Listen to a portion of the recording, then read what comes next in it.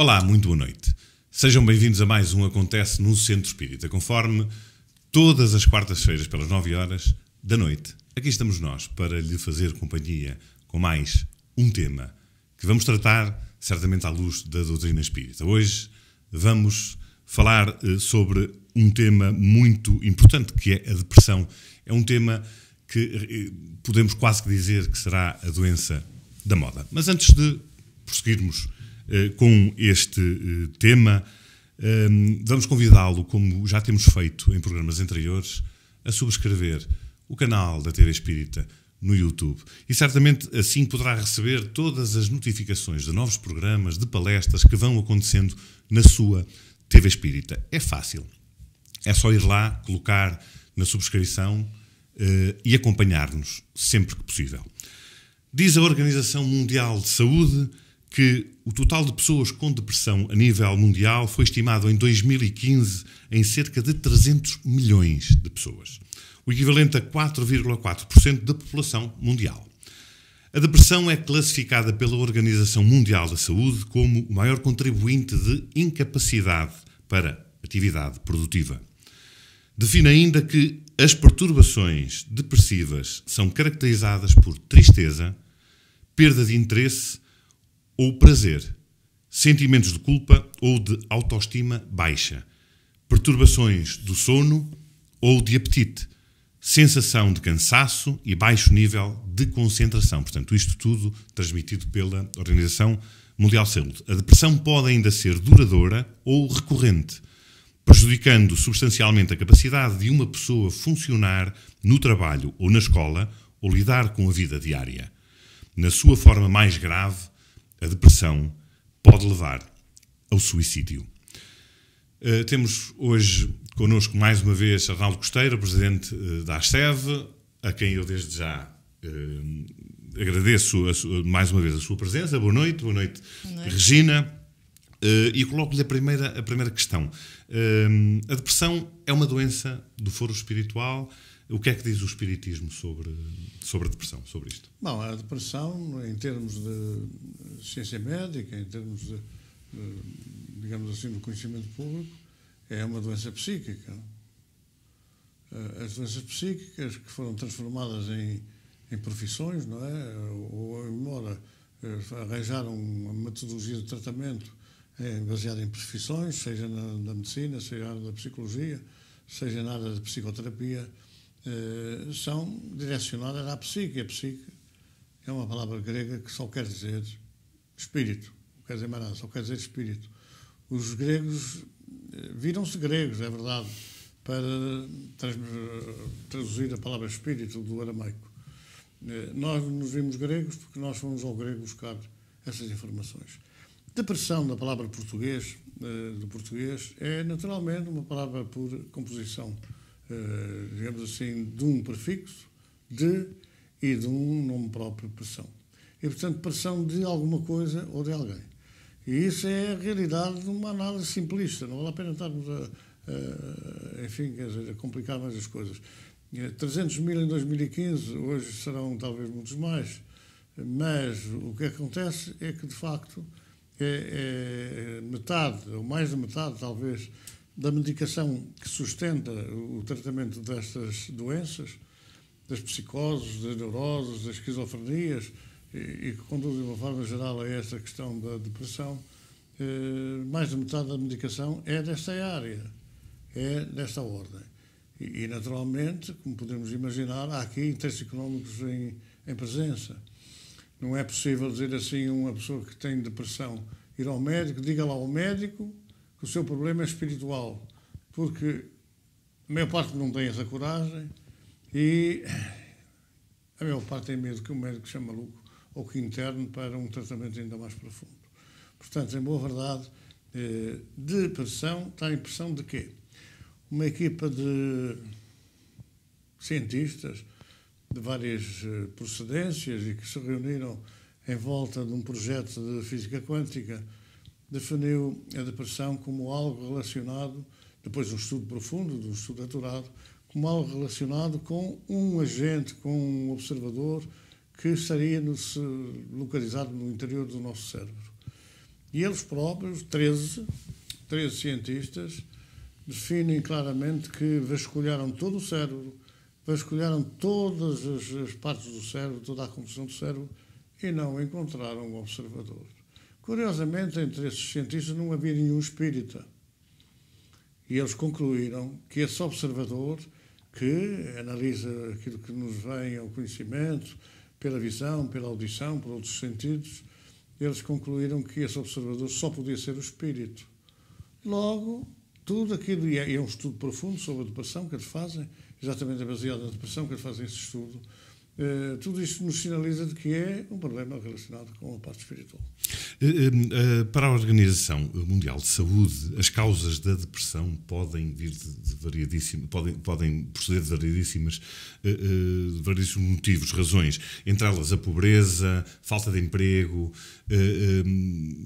eventualmente a perda de um ente querido, términos de um relacionamento.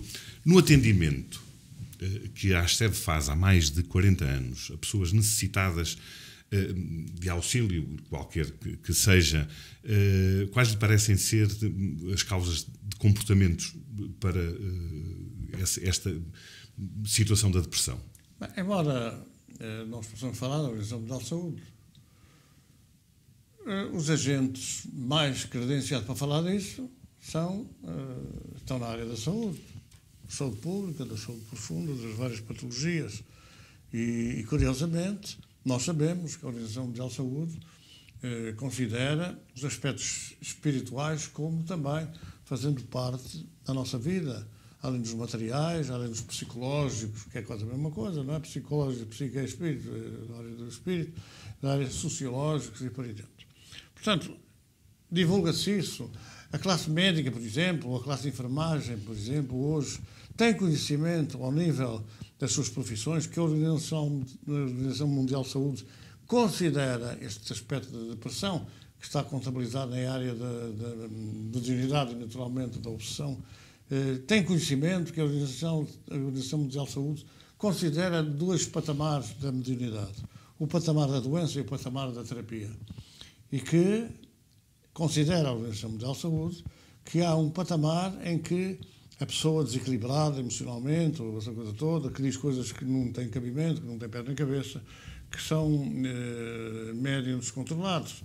E, portanto, a mediunidade é uma realidade. Pode estar doente, pode estar perturbada, mas também há uma mediunidade que é a mediunidade terapêutica, quer dizer, há pessoas que têm características, têm condições para ajudar aquelas que não têm condições, aqueles que estão perturbados espiritualmente. E a Organização Mundial de Saúde considera isso. Mas isso não passa para os profissionais da área da saúde. Como, por exemplo, só para dar um exemplo, o Catecismo Católico define que os espíritos nossos familiares, que são as pessoas que morreram, não é? As almas das pessoas que morreram, podem voltar para nos ajudar, faz parte do Catecismo Católico de 1998, publicado por João Paulo II. Os sacerdotes sabem isso e, sabendo, divulgam isso pelos seus seguidores? De certeza que não. A esmagadora maioria, por exemplo, dos católicos desconhece que o Catecismo, por onde se deviam reger, fala nisso, fala exatamente na possibilidade de que esses familiares mortos, esses entes queridos, possam voltar para nos ajudar. E portanto, eu só para dar um exemplo, recordo-me que a minha mãe não acreditava nessas coisas, mas dizia abertamente e para toda a gente que sentia que quem a protegia era o marido que tinha desencarnado, portanto, que era espírito. Quer dizer, por um lado, não sabia definir o como e nem porquê. E por outro lado, sabia que era ele que a ajudava. Quer dizer, como é que sabia, como é que sentia. Portanto, há uma coisa aqui que tem um suporte do medo dos religiosos poderem passar penitências mais fortes, mais graves, mais difíceis. E portanto, isto é um medo baseado na ignorância e o esconder das questões. Portanto, é muito importante que nós possamos definir a depressão como algo que, sendo embora doente, possa conduzir a uma recuperação total e a um equilíbrio normal. Tendo, de alguma forma, a depressão origem em alguns destes problemas que a Organização Mundial de Saúde nos transmite, que possam acontecer, como a morte de um ente querido, às vezes até inclusivamente por problemas causados pelo uso indevido de drogas e álcool. Podemos dizer que, por exemplo, quem visita a ASCEV, as pessoas que procuram a ajuda no centro espírita, não só na ASCEV, mas de uma forma geral, essa depressão, ou aliás, qualquer problema pelo qual as pessoas passem, pode originar essa depressão? Nós há tempos tivemos aqui um senhor, de 91 anos, que veio cá especificamente porque acreditava que tinham vindo aqui fazer mal e que ele estava com problemas porque tinha sido aqui que tinham feito mal e que a pessoa veio cá para fazer mal. Bom, os espíritas, no sentido verdadeiro do termo, não podem fazer mal, não fazem por definição. Há muita gente que diz que é espírita, ou grupos são espíritas, ou centros de atendimento espiritual. Não tem nada a ver com o espiritismo, não tem absolutamente nada a ver. As causas são variadas, quer dizer, a morte de um ente querido pode provocar um choque? Pode, um choque de sensibilidade. O uso de drogas indevidas pode provocar? Pode. Uma menopausa pode provocar? Pode. A mudança de idade da adolescência para a idade adulta pode provocar? Pode. Um choque, um acidente pode desencadear um processo de uma sensibilidade, digamos assim, mais forte? Pode. Porque a mediunidade é sensibilidade desequilibrada. Não é possível. Há pessoas que acreditam que fecham a morada, que fecham um cofre, que fecham isto ou que fecham aquilo. Não é possível fechar coisa nenhuma, porque a mediunidade é sensibilidade e ninguém nos pode tirar a sensibilidade que a gente tem. Pode provocar que essa sensibilidade venha à tona, porque ela pode estar, digamos assim, latente, pode estar arquivada, escondida e desencadear em qualquer altura, em qualquer momento. Agora, é verdade que um choque familiar, a violência no lar, enfim, a traição no lar, ou no emprego, os problemas de desemprego, ou um problema de doença grave, febres altas, ou um acidente, ou qualquer aspecto da nossa vida que nos desequilibre emocionalmente, pode desencadear ou pode tornar a nossa sensibilidade mais apurada e mais, digamos assim, à flor da pele. E isso são as causas. Não, isso são, digamos assim, efeitos anteriores ao efeito final, que é aquilo que é produzido em nós. Porque a causa tem que ser, depressão. Mas é pressão de quê? É pressão de quê?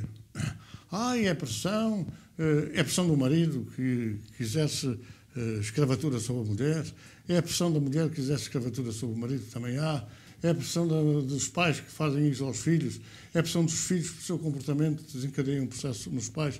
Quer dizer, há alguma causa real e concreta, não é? Real e concreta, há alguma consciência pesada, não é? Por erros cometidos, há alguma coisa que se fez contra os outros que depois vem a causar um peso de consciência e um acordar e um despertar. Portanto, há variedíssimas causas. Agora, tem que haver algo que esteja a exercer pressão sobre nós. Pode ser um choque amoroso, pode. Há um dia destes alguém me dizia assim, olha, consegue-nos fazer um trabalho para fazer voltar o meu namorado que se foi embora? Eu até respondi, então, sabe se ele ir embora foi a sua sorte? Porque normalmente a gente tem a ideia de que tudo aquilo que nos acontece é por mal, às vezes é por bem. A gente tem que analisar-se bem e dizer o que é que eu fiz para provocar este distanciamento. Então vou alterar a minha maneira de proceder para atrair de novo se há amor, se há carinho, se há ternura, se há uma ligação afetuosa. Se a pessoa verificar que houve mudança, que houve modificação, pode ser que volte. Agora, se não há modificação, volta, não volta. Mas é um traste que andava a enganar a perna à rei, mas não sei o quê, e que foi-se embora, graças a Deus. Porque é preferível logo no início cortar pela raiz do que depois deixar crescer a árvore e os frutos e etc. e ter que levar um desequilíbrio completo em determinada altura da vida, que pode desencadear este processo depressivo. Pode. O choque emocional, o desgosto, a desorientação. Como eu referi no início do programa, quer dizer, a depressão de alguma forma pode até ser considerada uma doença da moda, não é? Aliás, por qualquer coisa as pessoas facilmente dizem que estão deprimidas. Outros acham que eventualmente pode ser uma obsessão, ou seja, um processo obsessivo. Estamos sempre deprimidos e de alguma forma não, aquela pessoa está obsidiada. Como distinguir o que é depressão com um possível tratamento médico de uma obsessão? Para nós, depressão é uma obsessão. Não há que fugir. Para o médico, depressão é depressão. Essa coisa da opção é uma meia dúzia de malucos que andam para enganar o povo. Portanto, para nós, a depressão, quem é que exerce pressão sobre nós? É o espírito. Mas o espírito pode ser encarnado? Pode ser encarnado, mas é o espírito. Quer dizer, quando a pessoa dá uma chapada, uma bufetada, violência no lar, quem conduz esse exercício da violência é o espírito, não é o corpo. O corpo não age sobre isso. Quer dizer, se eu não vir, não é? Se eu não vir, coração que não vê, olhos que não veem, coração que não sente. Eu não vejo, agora eu quero lá saber se a pessoa é feia, se a pessoa é gorda, se a pessoa é magra, não vejo. Se eu não ouvir, é tudo. Mas se és um ingênuo que dizem isto, dizem aquilo, mas eu não ouvi. Eu não ouvi. Portanto, é preciso a gente ter essa constatação. Se eu não vir mal naquilo que os outros fazem, não tem motivo para me perturbar. Agora, se não há ninguém que me tenha feito mal e, de repente, eu passo a ter uma sensibilidade, digamos assim, muito mais forte, ou passo a ter, digamos assim, os nervos à flor da pele, ou a emoção à flor da pele, tem que haver uma causa, porque a ciência diz que não há efeitos sem causa. E, portanto, se eu sinto essa coisa, tem que haver uma causa. Mas eu sou feliz em casa, o meu marido é extraordinário, a minha mulher é fantástica, a família toda não sei o quê, os amigos, o trabalho, é tudo bem. Mas não consigo dormir. Tem que se procurar a razão correta e certa de onde é que estará a causa. Qual é o agente que exerce sobre nós?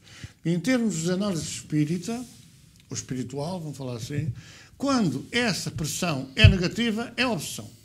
Agora, tem patamares. Os médicos não dizem que as pessoas, à partida, são esquizofrénicas. Passam por um faseamento na parte inicial. Por exemplo, eu estou aqui e estou a analisar aquela esferovite e está toda esfarelada. Quer dizer, eu tenho aqui uma força assim, tenho que saber, e já nem sei o que é que estou a dizer, tenho que saber quem é que esfarelou a esferovite e tal. Ou eu entro numa casa de alguém, ou num escritório, né, e está um quadro inclinado. Quer dizer, isso não é esquizofrenia, nem é uma depressão, nada disso. É uma neurose. Obsessiva. Uma neurose obsessiva, porque a fixação é tal que... É uma neurose. Estamos a falar em termos médicos, estamos a falar em termos espíritas. É claro que se eu for a um lado qualquer e disser assim, eu vou ver se aquele quadro está direito. E eu vou dar um exemplo. Nós tivemos um nosso dependente, não é? Dependente da nossa profissão, que em África começou por ter necessidade de só entrar no refeitório em quarto lugar. Então ficava à porta à espera. Um dia perguntei quem estava a sentar à espera. Gaguejou e tal, não é nada, e tal. Mas depois eu reparei que entraram 3 e ele foi a correr logo atrás e entrou. Era o quarto. Depois ficou na mesa à espera, que a mesa só tinha 2, à espera que viesse um terceiro, que é para se sentar em quarto lugar. Depois tinha que entrar com o pé direito. Às vezes tropeçava, voltava para trás, trocava os pés e entrava com o pé direito. Isso é uma neurose. Mas quando isto vira, por exemplo, virou, por exemplo, ele tinha que se deitar e tinha que ter as botas com os cordões apertados, tinha que ter a camisa, a gravata, as calças, o boné em cima da roupa e tal e coisa. E chegava de noite a levantar para ver se tinha ou se não tinha. Isto vira psicose, quer dizer, é uma coisa que já... Entretanto, não chegou à esquizofrenia, não é? Não chegou à esquizofrenia, a comissão veio embora, é uma pessoa normal. Passou a ser uma pessoa normal. Era, digamos assim, uma influência episódica, momentânea. Ele sabia, se não fizesse aquilo, podia no dia seguinte morrer num ataque. Um ataque, enfim, militar. É claro que isso ainda não passa de segredo da psicose. E depois, quando aquilo já é desregulado, quer dizer, já a pessoa não tem controle sobre o seu corpo, sobre o seu organismo, vai à esquizofrenia. Em termos espirituais, tem outras definições. Por exemplo, a neurose, quer dizer, tenho que ir endireitar o quadro. A pessoa está ali, não fazia na primeira oportunidade, levanta-se e vai endireitar o quadro. Ou tem um tapete torcido, ou levantado uma coisa, tem que dar. Essa neurose pode virar quase, deixa lá ver, olha para todo lado, o que é que está mal, que é para corrigir. Vira psicose. Em termos espirituais, o que é? Primeiro é uma obsessão, simples. Uma ação de um agente exterior. Obsessão simples. Se a gente entra num sítio e vai à procura do que está errado para corrigir ou para fazer, já é uma obsessão normal. Ou fascinação. Pode ser fascinação positiva ou negativa. Eu sou maior. acima de mim não há ninguém, melhor do que eu não há ninguém, ou eu não presto, eu sou o pior, às vezes conduz àquelas situações de suicídio, coisa assim. Já vira fascinação ou obsessão, pura e simples. Se, por outro lado, a pessoa perde o controle emocional, perde o controle físico, perde tudo, e bate, e parte, e muda, e coisa, entramos num processo mais avançado que é a subjugação. A pessoa está debaixo de uma ação mental forte que a domina, que subjuga, não é ela já. Pode ser permanente ou pode ser temporária, é espaços. Agora, depois passa, depois volta, depois passa, depois volta.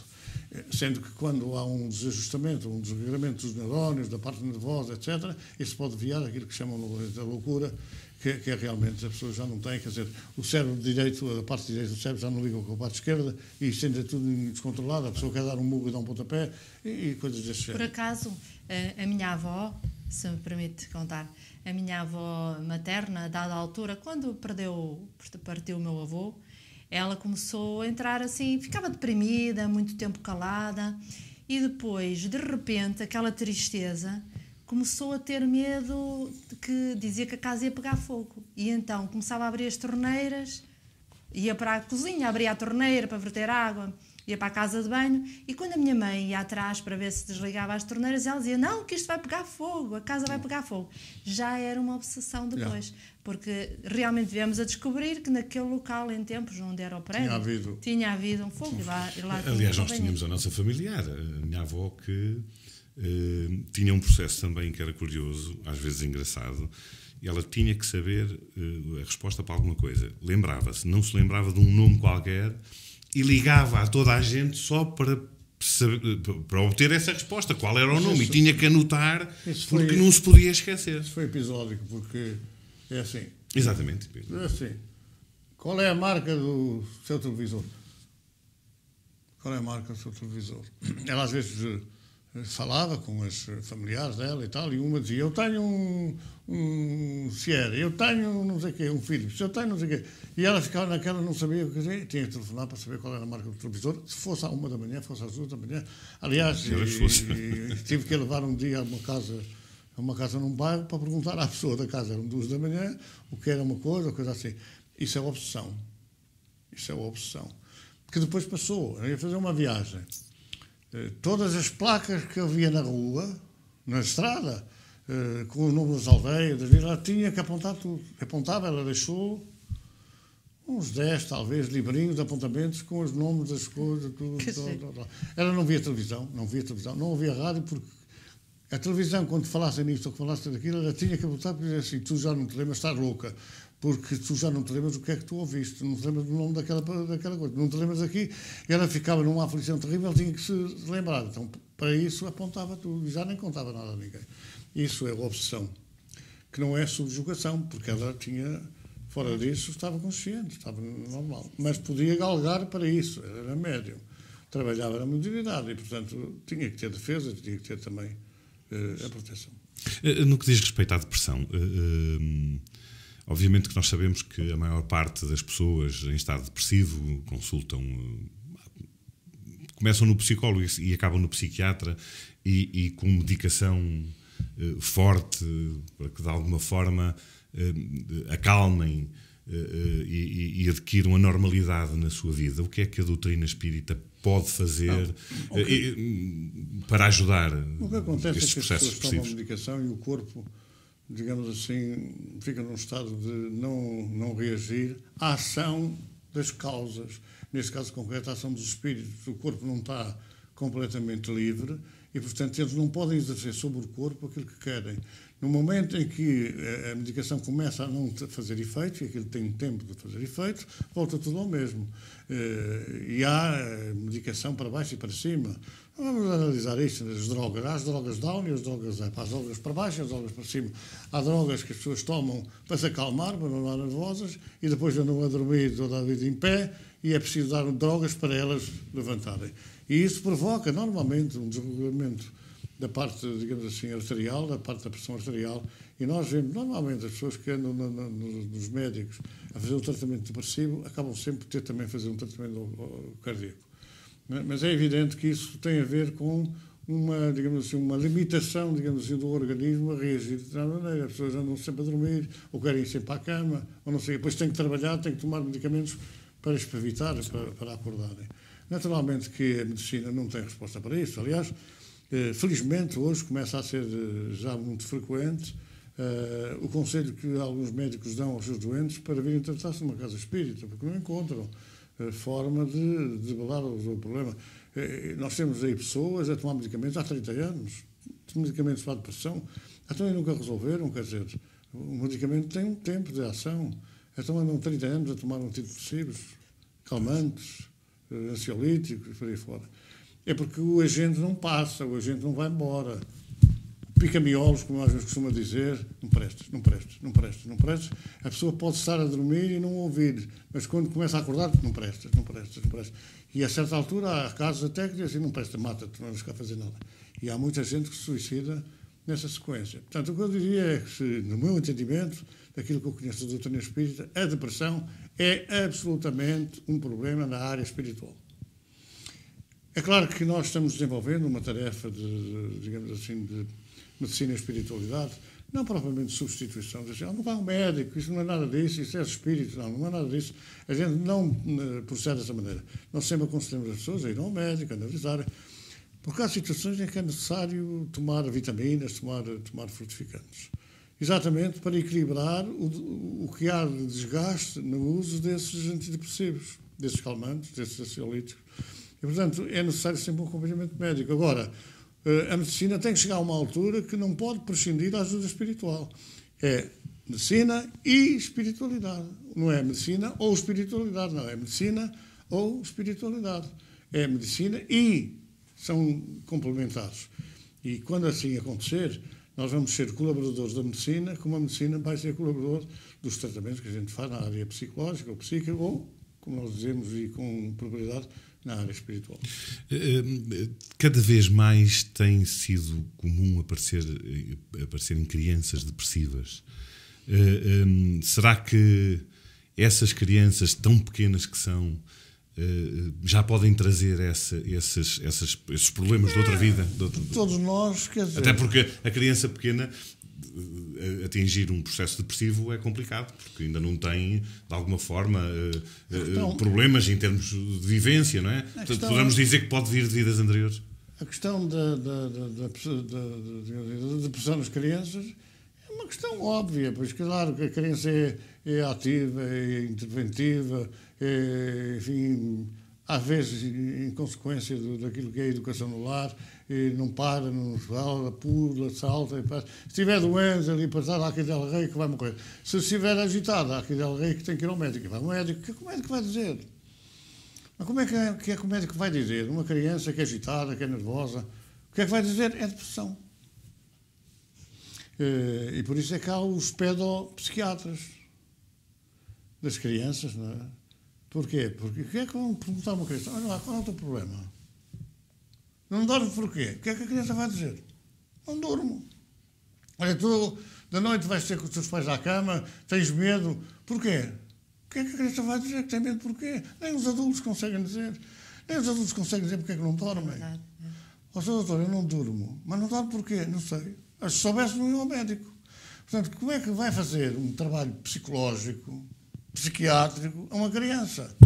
É depressão, toma lá e vai-te curar com medicamentos, os comprimidos. Sendo que eu recordo-me, por exemplo, que tive um episódio desse no início da minha vida familiar, tive um episódio desse e fui ao médico uma ocasião com um dos filhos, dos mais velhos, e o médico receitou uma medicação, talvez se me lembrava qual era, mas que curiosamente, era uma medicação nessa área, curiosamente, nas crianças tinha um efeito contrário. Quer dizer, nos adultos tinha um efeito de acalmar, de apaziguar, de serenar. E nas crianças tinha um efeito contrário, agitava ainda mais. E depois alguém nos chamou a atenção para isso, porque não funciona, a medicação nas crianças não funciona como funciona nos adultos. Agora, os pais têm esses problemas. As crianças não param. As crianças são terríveis, são agitadas, são nervosas, são não sei o quê. O que é que vão fazer? O médico vai dizer o quê? É depressão. Pronto. É uma depressão, toca-te dar mais os comprimidos, mais os medicamentos. Mas isso é o quê? É o ambiente familiar.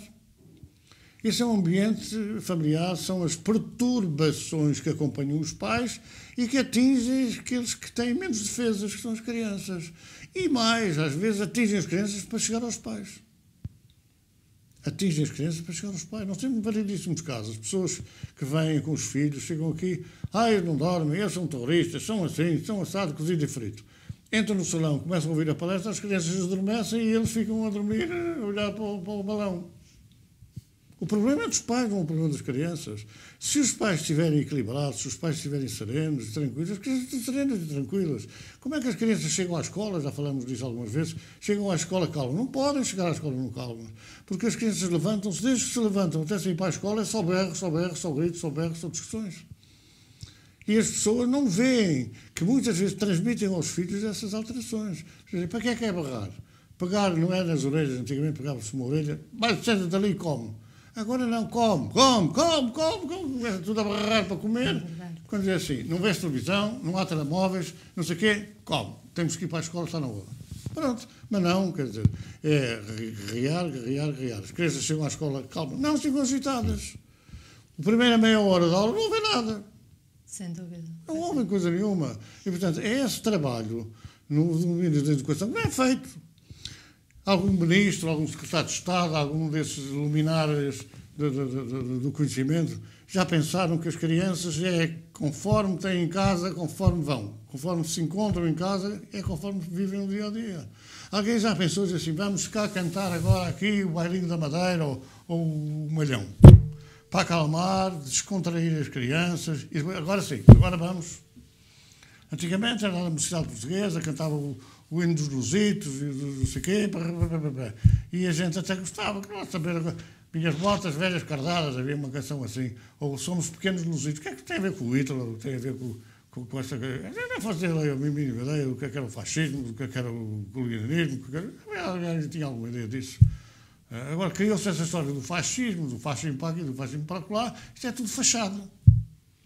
Porque o que acontece é que é a responsabilidade desta irresponsabilidade geral na área da educação. Assim, primeira meia hora das aulas, cântico, descontração, ginástica de pausa, sei lá o que for, para descontraírem, para relaxarem, para deixarem de ver aquela coisa, aquela agitação, que aqueles neurónios está tudo a tremer, por causa do tratamento que levam desde que saem de casa. E depois, quando vão à escola buscar, é outra guerra, outra vez, e tal, depois dormem mal. Porque claro que dormem mal. Abrem as portas à investida das trevas, dos espíritos inferiores. Se os nossos familiares mortos podem vir para nos ajudar, os que não são nossos familiares, e os que nos querem bem, e os que não são amigos, vêm fazer o quê? Vêm para nos prejudicar. Vêm bater nas costas e tal. Claro. É a tal pressão que diz que é criada sobre. Pressão. Exatamente. Estão as crianças debaixo da pressão dos pais, da pressão, às vezes, não é dos pais, então é dos inimigos do outro lado. Que exercem pressão sobre nós, os adultos, e depois exercemos nós sobre as crianças, ou às vezes sobre as crianças, depois fazerem pressão sobre nós. Exatamente, como eu dizia na pergunta, se é dos inimigos do outro lado em crianças, já virá do passado. Mas isso é discutível. Mas quando uma sociedade não, que isso é tudo mentira. A humanidade não acredita na reencarnação, isto é mentira. Os católicos e os protestantes e alguns não acreditam, mas os 4/5 da humanidade, que não são cristãos, a esmagadora maioria acredita, embora com nuances erradas, não é? Porque nós não vamos reencarnar em burros, nem cavalos, nem vacas, nem nada disso. Podemos reencarnar em situações dramáticas e lamentáveis, mas não no corpo de animais, de maneira nenhuma. Agora, se nós não acreditarmos nessas vidas sucessivas, nessa vida eterna que se reparte em várias parcelas da vida, se não acreditarmos, é muito difícil compreender Deus ou compreender a sua justiça. Muito difícil.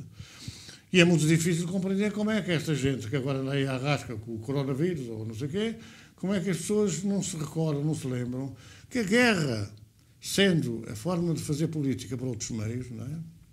A condução da política para outros meios, a guerra pode ser em várias áreas, a guerra biológica, a guerra química, e naturalmente isto que acontece aqui terá sido o quê? Mutação genética de vírus para atingir a guerra biológica? Se calhar foi. E ninguém quer pesquisar isso porque se calhar estão todos comprometidos com o mesmo. Andam todos à procura de descobrir uma coisa para dar cabo do outro. Claro. Sendo uma doença da psique, sendo espírita... É uma doença espiritual, vá. A doutrina tem um papel fundamental no esclarecimento de todas estas coisas. A doutrina... Nunca foi colocado em causa, eventualmente, criar-se uma linha SOS ou procurar-se, de alguma forma, não só nas palestras, mas com outras atividades, levar a que as pessoas percebessem o que é que realmente é esta coisa da depressão. Não tem nenhuma responsabilidade nisso. Os centros espíritas. Os espíritas têm. Exatamente. Os espíritas têm. E nós admitimos... Eu não estava a falar em termos de responsabilidade da doutrina, mas de quem a professa, como é óbvio. Os espíritas têm uma grande responsabilidade. Agora, espíritas, desculpem o termo meia tigela, quer dizer, são espíritas assim de fim de semana, não é? Estes é que não ligam nada para isso, é entrar às 9, fechar às 10, entrar às 9, fechar às 10. E, portanto, não há tempo para coisa nenhuma, Ninguém sai a terreiro a explicar o Evangelho de Jesus, ninguém sai. Ficam confinados ao seu gabinetezinho do centro espírita, que leva 20 ou 30 pessoas. Se vierem mais é um problema, porque já não há capacidade de resposta. Se as pessoas quiserem ajudar a Nossa Senhora, porque têm que ser os amigos dos amigos, os familiares, não sei o quê, e não fazem nada, quer dizer, não há nada. Quantos centros espíritas têm trabalho mediúnico dirigido à população em geral? Muito poucos. Se calhar as duas mãos chegam e crescem para contar. Agora, como é que podem doutrinar-se esses espíritos que perturbam as pessoas, que causam as depressões? Como é que se pode chegar a eles se não há trabalhos para isso, se não há um desenvolvimento doutrinário para isso? A doutrina é clara, está lá tudo escrito, está lá tudo bem documentado. Não é? Agora, não pode... Kardec estabeleceu que as pessoas podiam assistir aos trabalhos com a autorização do Presidente. Então podiam. Aqui não, nem com o Presidente, porque a primeira pessoa que não concorda é o Presidente. Eu recordo-me que há uns anos que eu fui apresentar um trabalho sobre passo magnético numa instituição do sul do país, e eu expliquei e tal e coisa, e no final disse-me o Presidente: você fez uma explicação interessante e tal, mas aqui quem manda sou eu. Fiquei esclarecido. Aliás, nessa casa, depois tivemos uns colaboradores nossos aqui que foram para o Sul trabalhar, por das circunstâncias, e chegaram a pedir, porque aqui faziam, se podiam dar passos, e diziam, não, aqui dar passos não pode, só aqueles que eu disser. Mas se quiser fazer palestras, pode. Quer dizer, eram pessoas humildes, pessoas do campo, simples, e de repente podiam fazer palestras, mas passos não podiam porque era o Presidente que mandava. Então, são essas coisas que acabam por esconder a realidade. Porquê é que as pessoas não falam, não dizem, não divulgam? Porque depois não fazem a parte prática. Não chega a dizer, é preciso fazer. Não fazem, é um descrédito. É exatamente isso, desculpa interromper. Allan Kardec, no livro dos Espíritos, relativamente ao suicídio, ele pergunta aos espíritos o porquê da desilusão, do desgosto pela vida que as pessoas sentem, não é?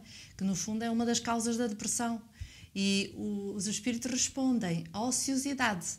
Ou seja, uma das grandes causas das pessoas se sentirem, enfim, mal e deprimidas e darem largo a futuras obsessões é a ociosidade, é não trabalhar, é não fazer, é não praticar. Não é? É precisamente isso. E de alguma forma esses espíritos que, como dizia há pouco, que não são tratados, que não são esclarecidos por falta desses tais trabalhos mediúnicos, não é? Trazem outros, passa a expressão, arrebanham outros iguais e de alguma forma tornam as coisas muito mais complicadas e processos depressivos em catadupa, porque eles vão aparecendo e hoje estamos num mundo que é o que vemos mais. Quando o Ilhado Gadareno desceu das Furnas, lá nos montes, que eram uns cemitérios, quando desceu das Furnas, gritando: quem és tu, Jesus de Nazaré? Jesus não disse: eu sou o Filho de Deus, não disse nada disso. Jesus respondeu: e tu quem és? Quem és tu para estar-me agora a interrogar? Tu quem és? Eu sou Legião. Bom, isto quer dizer que Jesus comprovou claramente que os espíritos não agem sozinhos. O chefe de não sei o quê é sozinho. Não, um comandante na guerra não vai para a frente de batalha, corta no pescoço e os soldados ficam descoordenados. Mas vai orientando, vai criando regras de conduta, de comportamento e de ação. Ora, naturalmente que o presidente de uma casa espírita não vai dedicar-se a um trabalho direto que compete ao médium, ao doutrinador, ao esteio, há quem recebe na casa espírita, há quem atende, etc.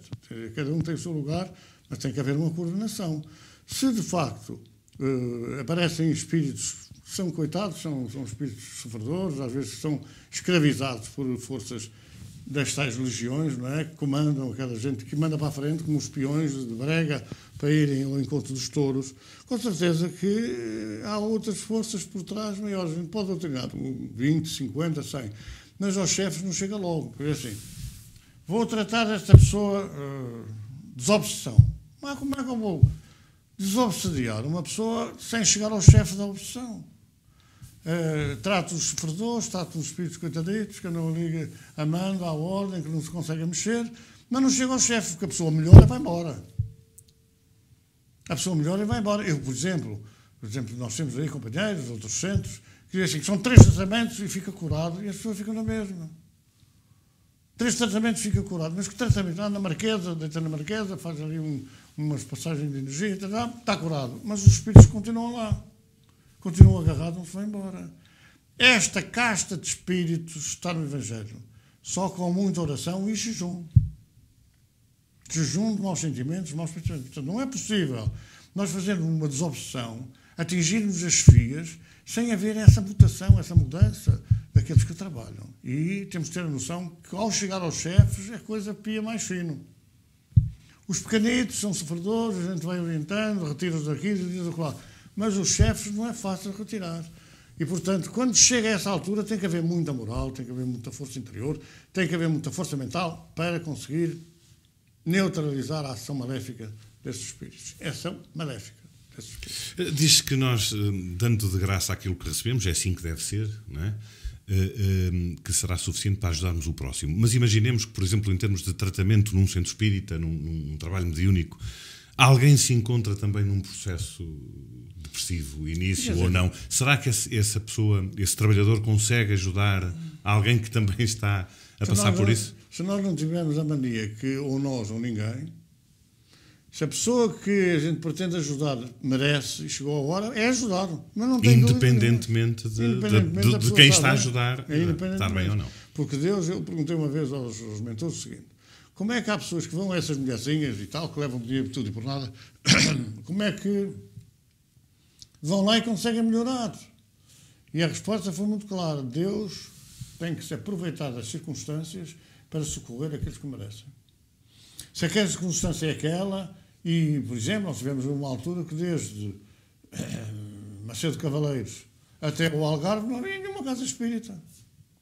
Agora já temos, enfim, na Guarda, já temos na Covilhã, já temos no Fundão, já temos em Castelo Branco, mas não havia nada. Então, a pessoa que vivesse numa dessas terras não tinha centro espírita, não podia ser ajudada. Chegou a hora, chegou o merecimento e Deus não aproveitava as circunstâncias, aproveita com certeza.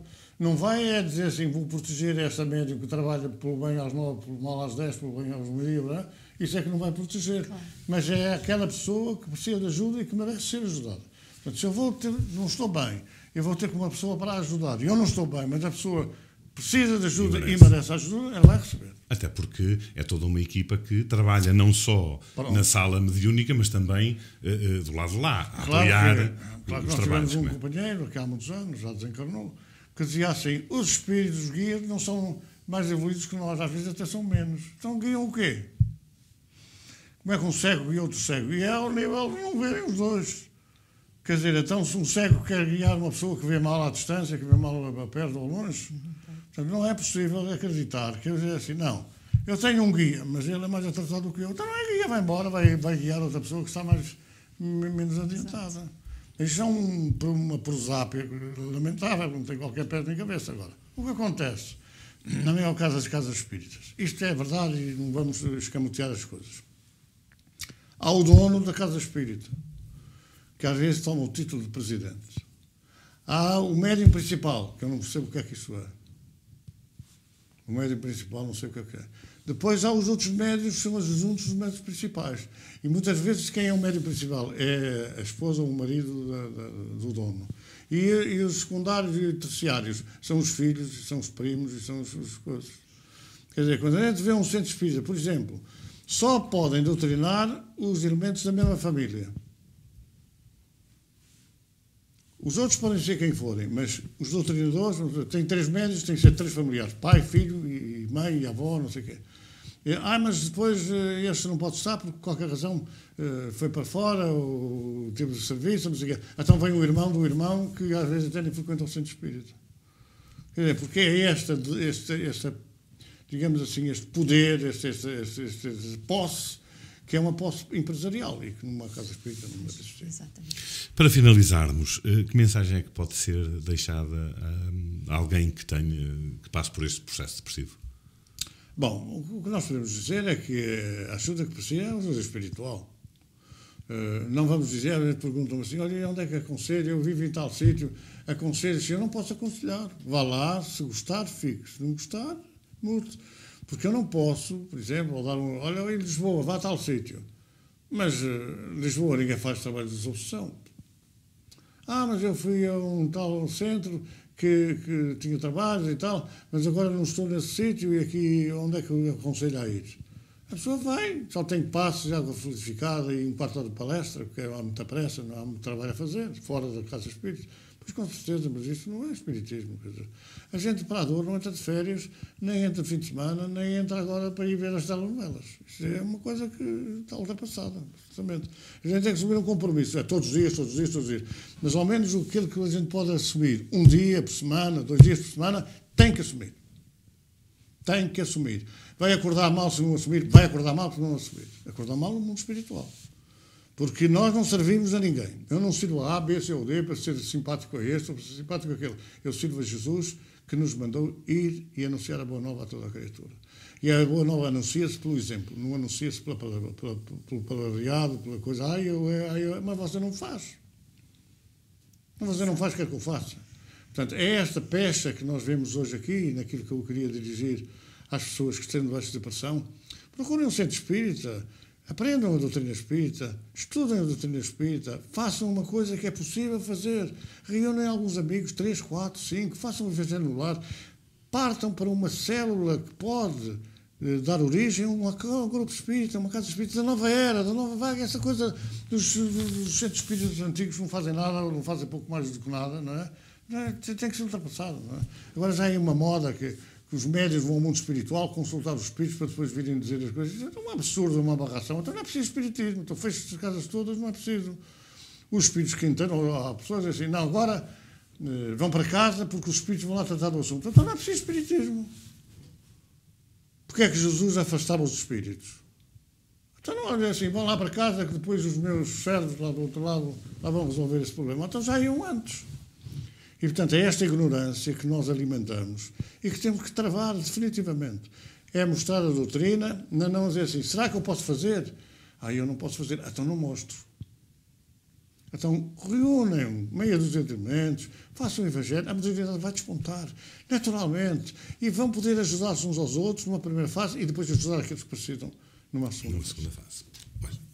Agradeço mais uma vez a sua disponibilidade para estar connosco e para prestar todos estes esclarecimentos. Regina, temos aí... lembrar o livro do mês, não é? Exatamente. Já falámos sobre a literatura espírita. No outro programa, Labirintos do Ódio, Atração e da Dor. E muito a propósito, inclusive, do que estávamos aqui a falar hoje, porque neste livro, imaginai o que é quem leu O Nosso Lar e ficou, achou muito simpático, adorou ler o livro, certamente vai adorar ler este, porque além da visão do que se passa no plano espiritual, numa cidade, não é? Vamos ver o passado de um grupo de espíritos que tentaram mudar uma comunidade, mas que foram impedidos de o fazer. E aqueles que o impediram de mudar essa comunidade para bons hábitos, de fazer e praticar o bem junto dos outros, não é? Esses, mais tarde, recentemente, vieram ter a ACHEV e eles em trabalhos, não é? Lá está, tal como estava a explicar aqui o Presidente da ACHEV, às vezes não é pelos os sofredores, aqueles mais pequenos, é todo um conjunto de espíritos que precisam realmente de serem esclarecidos, porque um contratempo leva, muitas vezes, um mau esclarecimento leva a obsessões coletivas por décadas, por séculos. Na sequência da nossa apresentação, numa ação pública, nessa noite, Nós tivemos uma manifestação num grupo espírita, de raiva, de rancor, por ter-me falado na palestra sobre o labirinto do ódio, da traição e da dor. E era um indivíduo realmente das vítimas, que ainda não sabia quem eram os verdadeiros autores daquela tragédia, quem foram os capazes, os capatazes que conduziram aquela morticínio, aquela mortandade. E ele vinha com raiva, com rancor, de alguns que estamos aqui na associação e a quem eram imputada essa acusação de termos sido os autores materiais dessa tragédia. E nesse dia pudemos, através de uma, digamos assim, da apresentação ou de libertação visual daquele irmão, mostrar a esposa e os filhos que foram trucidados e que foram esquartejados naquela época, radiantes, porque tinham encontrado realmente o caminho da salvação. Aqui Regina, fica, pois, a sugestão... Exatamente. Regina, desculpa, só porque eu penso que muita gente não sabe quem foi Domênico Pompeu. Domênico Pompeu. Muita gente não sabe. Domênico Pompeu, da história do livro, foi o dirigente que no final do século milénio, no final do século X, no primeiro milénio, foi quem conduziu digamos assim, uma horda de senhores feudais para a mortandade dos representantes, das famílias, etc., para subjugarem e acabarem com uma revolta que estava crescendo no meio dos feudos, entre os trabalhadores rurais, que trabalhavam a essa altura sol a sol. Era desde que o sol se nascia até que o sol se punha. E esse Domênico Pompeu foi exatamente o chefe de fila de toda aquela massa humana que conduziu essa tragédia. E que aparece aqui como contador da história. Também aparece como um contador da história. Exatamente.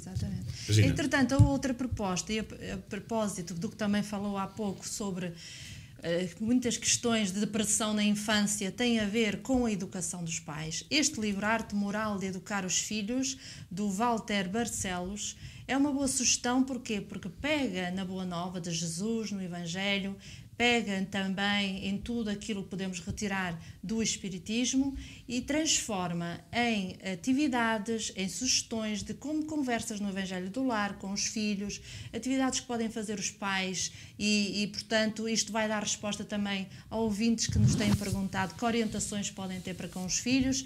Este livro está muito bem explícito, muito fácil, e explica como falar de Kardec às crianças e aos jovens. Portanto, também aqui como sugestão de hoje. Ora, e depois da literatura, resta-nos falar num evento que vai acontecer agora em abril, precisamente no dia 25 de abril, vai acontecer na Guarda, são as 6ª Jornadas de Cultura Espírita da Beira Interior, e que vai tratar o tema o espiritismo, o movimento espírita e os espíritas. É uma boa oportunidade para ouvir falar no movimento espírita e para saber o que é que realmente é necessário para ser espírita.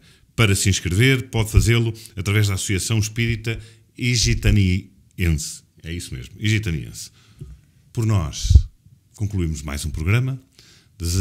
Resta-nos apenas desejar-vos a continuação de uma boa noite e esperar que na próxima quarta-feira esteja de novo aqui connosco. Muita paz, muito obrigado por ter assistido a mais um programa Acontece no Centro Espírita. Obrigado.